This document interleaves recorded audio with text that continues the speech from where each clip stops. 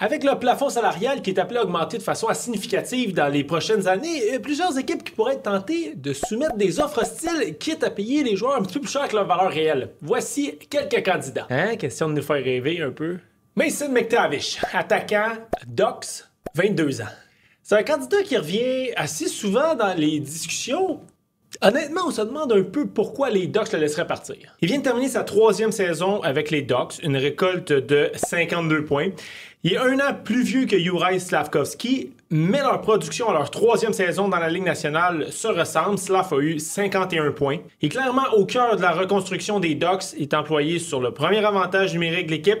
Anaheim s'en va dans la bonne direction aussi avec 21 points de plus au classement général en 2024-2025 qu'en 2023-2024. Les 3 principaux joueurs de centre des Ducks présentement, évidemment, il y a Mason McTavish, il y a Leo Carlsson qui est aussi au cœur de la reconstruction, et puis il y a Ryan Strome qui a 31 ans et beaucoup plus vieux et probablement pas dans les plans futurs de l'équipe. Donc, pour que Anaheim songe à laisser partir un attaquant de 22 ans, choisi au 3e rang au total, qui a déjà prouvé qu'il pouvait appartenir à un top 6, évoluer sur le premier avantage numérique aussi, ça prendra un salaire au-dessus de 9,36 millions par année. Avec un tel salaire, la compensation serait de 2 choix de première ronde, 1 choix de 2e ronde et 1 choix de 3e ronde. Si on se penche du côté du Canadien, effectivement, Montréal a les choix, mais est-ce que Kent Hughes va accepter que Mason McTavish fasse plus d'argent que Nick Suzuki et Cole Caulfield? Et ça nous surprendrait. Noah Dobson, défenseur Islanders, 25 ans. Oh là, on a tout un défenseur ici. Gros défenseur de 6 pieds 4, 220 livres, défenseur droitier en plus, tout le temps recherché par les équipes. Il est employé en moyenne 23 minutes 16 secondes l'an dernier par Patrick Roy. Il y a eu une saison plus difficile par contre, en tout cas sur le plan offensif, avec 39 points en 71 matchs, comparativement à 70 points en 79 matchs la saison précédente. N'en demeure pas moins que Noah Dobson, c'est un défenseur qui va évoluer sur ta première paire, qui va évoluer probablement sur ton premier avantage numérique, puis probablement aussi sur ta première unité en désavantage numérique. Et là où les Highlanders pourraient se laisser tenter, c'est surtout si l'équipe décide finalement d'y aller d'une reconstruction.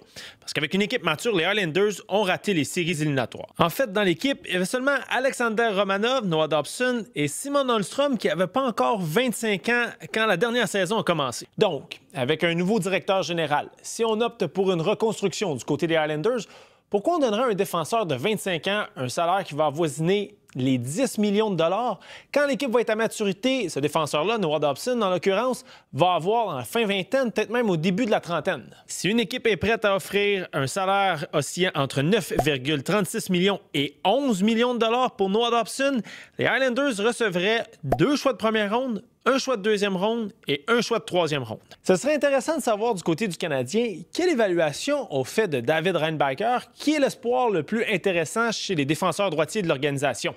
Si Kent Hughes est peut-être un peu plus pressé de gagner, est-ce qu'il pourrait se laisser tenter par un salaire entre 9,36 millions et 11 millions, donner 2 choix de première ronde, un de 2e et un de 3e, faire l'acquisition de Noah Dobson et laisser David Reinbacher se développer plus tranquillement sur une 2e paire?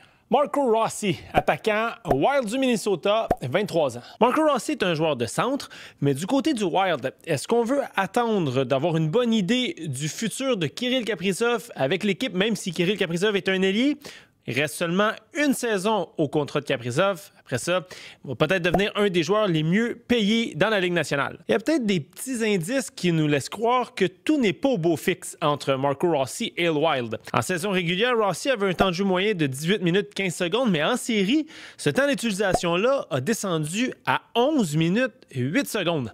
Le média The Athletic a aussi affirmé il y a quelques temps que Rossi avait refusé une prolongation de contrat de 5 ans. On vous disait il y a quelques instants que Matthew Boldy est le premier joueur de centre du Wild. Lui, il a un très bon contrat pour le Wild de 7 ans, à une valeur annuelle de 7 millions par année. Est-ce que Bill Guérin va vouloir donner plus d'argent à Rossi qu'à Boldy? Ça, c'est loin d'être sûr. Donc là où le Minnesota pourrait se laisser tenter, c'est que le Wild n'a pas de choix de première ronde et de 3e ronde en 2025, pas de choix de 2e ronde en 2026 et en 2027. Si Marco Rossi semble plus être dans la catégorie des 2e joueurs de centre dans la Ligue nationale, ça pourrait devenir un excellent 2e centre parce qu'à 23 ans, il vient de terminer la campagne avec une récolte de 60 points. À titre de comparaison, Nick Suzuki, à 23 ans, avait obtenu 66 points. C'est devenu un excellent premier centre. On peut penser que Marco Rossi, 60 points à 23 ans, pourrait devenir un joueur de centre capable d'amasser 70, 80 points même, dans une bonne équipe. On commence à parler de tout un joueur de deuxième trio. Donc, est-ce qu'une équipe qui cherche un joueur de centre sur son deuxième trio pourrait être tentée de donner un contrat entre 7 et 9,3 millions à Marco Rossi? On ne sait pas. Si cette équipe-là est prête à donner ce genre de contrat-là, bien, cette équipe-là devrait donner en compensation un choix de première ronde, de deuxième ronde, puis de troisième ronde. Il me semble que c'est pas si pire que ça. Evan Bouchard, défenseur Oilers, 25 ans. Evan Bouchard, c'est compliqué, ça. C'est compliqué. Pourquoi c'est compliqué? Parce qu'Evan Bouchard, c'est le troisième défenseur qui a eu le plus de points dans les 2 dernières saisons dans la LNH. Derrière, vous allez le deviner, Quinn Hughes et Cale Makar. Donc, c'est compliqué parce qu'on le sait tout. On le sait tout que Evan Bouchard, c'est pas parmi les 5 ou les 10 défenseurs les plus complets dans la LNH. Mais il risque d'être parmi les 5 ou les 10 défenseurs les mieux payés de la Ligue. Là, vous allez vous demander pourquoi un défenseur qui joue sur le premier avantage numérique avec Leon Draisaitl et Connor McDavid et qui a une chance légitime de gagner la Coupe Stanley voudrait s'en aller. En fait, c'est pas lui tant qui va vouloir s'en aller que peut-être les Oilers qui n'auront pas l'argent pour le payer. La prolongation de contrat que Leon Draisaitl a signé va commencer au début de la prochaine saison, un contrat qui lui rapporte annuellement 14 millions de dollars. Et là, t'as le contrat de Connor McDavid qui va se terminer au terme de la prochaine saison, donc la saison 2025-2026. Présentement, il fait 12 millions de dollars et demi par année. Si on vient de vous dire que Leon Draisaitl va gagner 14 millions de dollars annuellement, on peut facilement prédire que Connor McDavid, lui, va en gagner au moins 15. Ça fait 29 millions à 2. Ce qui fait mal, ce qui fait très mal, c'est le contrat à Darnell Nurse. 9 250 000 par année jusqu'en 2030. Donc, on peut facilement penser qu'un défenseur qui est capable d'amasser 1 point par match va toucher au moins 10 millions, surtout que Bouchard a seulement 25 ans. Est-ce que les Oilers vont être prêts à donner, en gros, 20 millions pour 2 défenseurs? C'est un scénario compliqué. Pourquoi? Parce que de qui Evan Bouchard pourrait recevoir une offre hostile? Est-ce qu'une équipe de premier plan a besoin d'un défenseur pour piloter son premier avantage numérique? Habituellement, ces équipes-là ont déjà ce défenseur-là. Puis le truc avec une offre hostile, il faut que le joueur en question accepte le contrat. Est-ce qu'Evan Bouchard va accepter de se joindre à une équipe de bas de classement qui pourrait avoir les moyens de se le payer? Peut-être pas. Donc, est-ce qu'une équipe va soumettre une offre pour un salaire avoisinant les 10 millions et donc donner 2 choix de première ronde, un choix de deuxième et un choix de troisième, ou même pire, donner un salaire de plus de 11,7 millions et donner 4 choix de première ronde pour un défenseur résolument offensif? Ça semble de la science-fiction. Chose certaine, pour le Canadien Kent Hughes, le dossier Evan Bouchard fait absolument aucun sens parce que sa force à Evan Bouchard, c'est l'avantage numérique. Puis nous, sur le premier avantage numérique, on a un certain Lane Hutson qui semble avoir réservé sa place pour au moins 10 ans. Morgan Geekie, attaquant Bruins, 26 ans. Ici, on a un candidat difficile à évaluer sur le plan salarial parce que la dernière saison, il a réussi une campagne de 33 buts et 57 points. Le truc, c'est qu'il en avait réussi seulement 39 buts à ses 256 matchs précédents. Donc, est-ce que c'est un marqueur de 30 buts ou c'est un marqueur de 15-16 buts? On le sait pas. Mais la chose qui peut jouer en sa faveur, c'est qu'au cours des 3 dernières saisons, son temps de jeu est passé de 10 minutes 27 à 15 minutes 25 à 16 minutes 55 la dernière saison. Donc, quand du temps de jeu, visiblement, il produit. Et puis, de plus en plus, on a tendance à penser que les Bruins vont opter pour une reconstruction, mais pas si vite. David Pastrnak, qui c'est relatif, a seulement 29 ans. Il vient d'amasser au moins 100 points à ses 3 dernières saisons et encore surtout 6 ans à son contrat. Charlie McAvoy, le meilleur défenseur de l'équipe, un des meilleurs défenseurs de la Ligue nationale, est encore sous contrat pour 5 ans. Et on en connaît des équipes qui refusent de faire des reconstructions, même si visiblement leur époque est révolue. Donc, est-ce que le Canadien pourrait être intéressé par le dossier Morgan Geekie? C'est un joueur qui remplit la case de deuxième centre. Mais c'est un centre droitier, par contre. Le Canadien aimerait peut-être mieux miser sur un centre gaucher, parce que chez les joueurs de centre droitier, on a Nick Suzuki, évidemment, on a Jake Evans, on a Kirby Dach aussi, et puis on a Owen Beck qui va finir par faire le saut avec l'équipe. Donc, si une équipe tente sa chance avec une offre hostile à l'endroit de Morgan Geekie, on verrait quand même difficilement l'équipe aller plus haut qu'un contrat de 7 millions, donc un contrat entre 4,6 et 7 millions, l'équipe devrait débourser un choix de première et un choix de troisième ronde. Matthew Knies, attaquant Maple Leafs, 22 ans. Si William Nylander, Mitch Marner et Austin Matthews ont sensiblement été développés en même temps dans l'organisation, Knies est arrivé un peu plus tard et a connu une excellente deuxième saison dans la LNH avec 58 points en 78 matchs, même s'il ne faisait pas partie de la première unité en avantage numérique une bonne partie de la saison.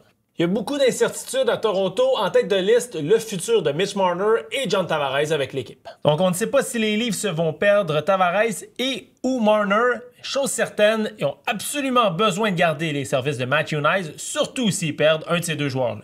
La plupart des observateurs s'attendent à ce que Mitch Marner poursuive sa carrière sous d'autres cieux, mais s'il nous surprend et il s'entend avec les Maple Leafs, Toronto va avoir 3 attaquants qui vont gagner au moins au-dessus de 11 millions par saison. Dans ce cas-ci, est-ce qu'on va pouvoir se permettre de garder John Tavares et peut-être perdre Matthew Knies? On voit mal comment les Maple Leafs pourraient prioriser un joueur qui va avoir 35 ans en septembre prochain à un joueur de 22 ans. C'est quand même difficile d'évaluer le potentiel de Matthew Knies. Est-ce qu'il a produit 58 points seulement 22 ans parce qu'il joue au sein d'une des meilleures attaques de la Ligue nationale? Ou en prenant de la maturité en vieillissant, c'est un joueur qui va être capable de contribuer à 70-80 points dans une autre équipe? Difficile de le dire. Si Marner ne s'entend pas avec les Leafs et qu'il change d'équipe, même si les Leafs gardent John Tavares, le problème est réglé, ils vont avoir suffisamment d'argent pour s'assurer des services de Matthew Knies. Mais si Toronto parvient à garder les services de Mitch Marner et John Tavares, même si lui visiblement va faire moins d'argent qu'à son précédent contrat, et qu'on offre à Matthew Knies un salaire de plus de 9,36 millions dans une offre hostile, mais là, est-ce que Toronto va avoir les moyens de garder les 4 gros joueurs à l'attaque en plus de Matthew Knies?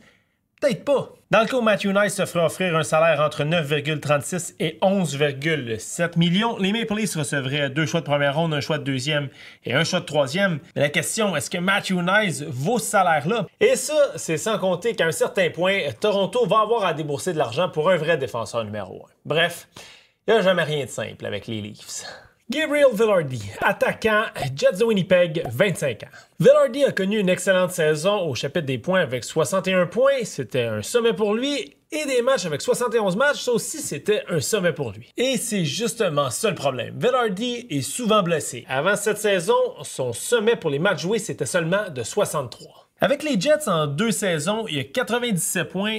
En 118 matchs, ça fait une moyenne de 67 points par tranche de 82 matchs, donc c'est une bonne production. Le directeur général des Jets, Kevin Cheveldayoff, a des dossiers encore plus importants que celui de Vilardi à régler.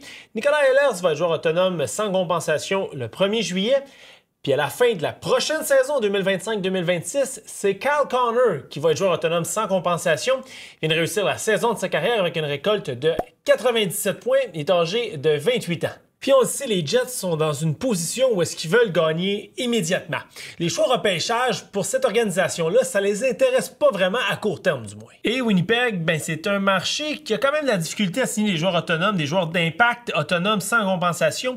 Donc si on a la possibilité de garder Gabriel Vilardi même un petit peu plus cher que ce qu'il vaut, ben ils vont le faire. Si tu veux faire réfléchir les Jets, tu dois y aller d'une offre hostile pour un salaire entre 9,36 et 11,7 millions de dollars, ce qui donnerait aux Jets, s'ils égalent pas l'offre, 2 choix de première ronde, un de deuxième et un de troisième. Mais là, est-ce qu'il y a vraiment une équipe qui va accorder un contrat de plus de 9,36 millions de dollars à un gars qui est capable de produire pratiquement 70 points s'il est en santé, mais qui a disputé plus de 60 matchs seulement 2 fois, même s'il est âgé de 25 ans? Ça semble un peu tiré par les cheveux. J.J. Peterka, attaquant, sabre, 23 ans. Un peu comme Mason McTavish avec les Ducks, on se demande pourquoi Buffalo le laisserait partir. Mais lui, par exemple, lui, il est peut-être tanné, par exemple. Peterka a obtenu 68 points en 73 matchs avec les Sabres. Son évolution peut nous laisser croire qu'il va devenir un joueur de pratiquement 1 point par match dans la Ligue nationale. Il est passé de 32 à 50 à 68 points ces 3 dernières saisons. Une comparaison intéressante ici. Écoutez ça. Cole Caulfield, la saison précédente, 23-24, il a eu 23 ans durant l'hiver au mois de janvier. Cette saison-là, il a obtenu 65 points. Je vous rappelle que Peterka en a obtenu 68. Cette saison, après avoir eu 24 ans au mois de janvier, Caulfield a obtenu 70 points et un contrat de 8 ans à 7,850 millions de dollars. C'est pas le même style de joueur, pas du tout, mais ça nous donne quand même un aperçu de la valeur de Peterka sur le marché. Avec le plafond salarial qui va augmenter au cours des prochaines saisons, c'est à peu près certain que Peterka va toucher plus que les 7 850 000 à Caulfield. Donc si tu veux l'avoir, tu n'as pas le choix de tenter une offre entre 9,36 et 11,7 millions. Encore une fois, ce qui veut dire 2 choix de première ronde, un de deuxième et un de troisième. Si on se concentre sur le besoin du CH, c'est pas vraiment un dossier pour Kent Hughes. Peterka, c'est surtout un ailier droit. On a déjà Cole Caulfield sur le premier trio qui remplit ce rôle-là. On a plus besoin d'un centre sur le deuxième trio. Jack Quinn, attaquant, sabre, 23 ans. Bon, à peu près comme tout ce qui touche les sabres de Buffalo, ça vire mal. Jack Quinn a été choisi au 8e rang au total au repêchage de 2020, mais il n'a pas tout à fait la progression espérée depuis ses débuts dans la LNH. Il a obtenu 37 points en 75 matchs à seulement 21 ans, ce qui était quand même prometteur, mais cette saison, à 23 ans, a obtenu seulement 39 points en 74 matchs. Bon, si on veut être vraiment optimiste, il a terminé la saison avec 16 points en 24 matchs. OK. Est-ce que c'est annonciateur d'un meilleur futur? Peut-être. Mais tu peux pas donner plus que 4,680 millions à Quinn, ce qui équivaut à un choix de deuxième ronde. Tant qu'à ça, Buffalo devrait le garder.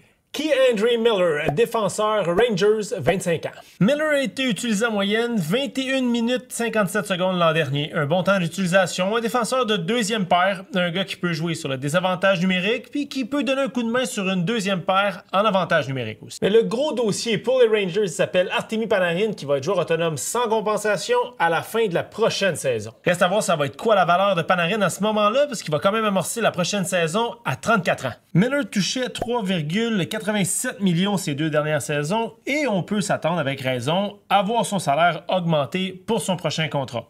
Ce serait pas surprenant de le voir quitter les Rangers, que ce soit via une offre hostile ou une transaction parce que New York a beaucoup de contrats à long terme. Mika Zibanejad et JT Miller sont signés jusqu'en 2030 à 8,5 millions par année.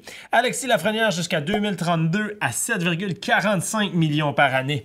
Vincent Trocheck jusqu'à 2029 à 5,625. Adam Fox jusqu'à 2029 à 9,5. Et Igor Shesterkin à 11,5 jusqu'en 2033. Un défenseur qui évolue tout près de 22 minutes par match, qui peut évoluer sur les unités spéciales, ça a son pesant d'or dans la LNH, surtout si le défenseur est âgé dans la mi-vingtaine. Est-ce que ce serait exagéré d'offrir plus de 7 millions, moins de 9,36 millions à Keandre Miller? Peut-être, mais une équipe pourrait quand même se laisser tenter et offrir un choix de première ronde, de deuxième et de troisième ronde en retour.